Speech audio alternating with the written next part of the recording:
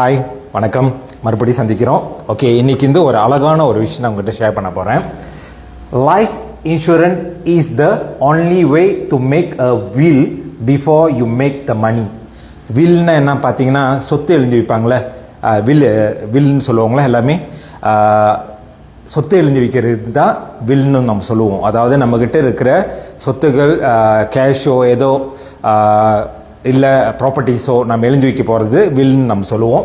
Okay, அது நம்ம சம்பாரிச்சிட்ட பிறகு தான் நம்ம வில் எழுதி வைக்க முடியும்.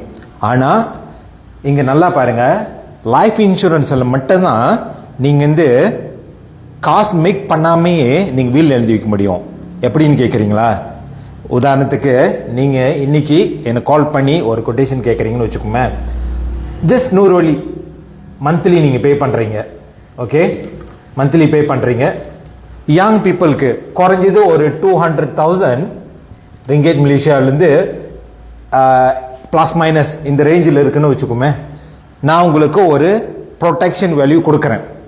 ஓகே, நாளைக்கே டச்சுவிட நாளைக்கே இந்த பர்சனுக்கு எது நடந்துட்டாலும், ஓகே லெட்ஸ் சே ஆக்சிடென்ட் இல்லை ஆஃப்டர் 30 days ஏதோ ஒரு இல்னஸ் இந்த பர்சன் இன்மேச்சர் டெத் அடைஞ்சாலும் சரி, டிபிடி ஆனாலும் சரி, இந்த 200,000 அவர் யாருக்கு நாமினேட் பண்ணி வச்சிருக்காரோ இல்லை வில் எழுதி வச்சிருக்காரோ அவங்களுக்கு போகும்.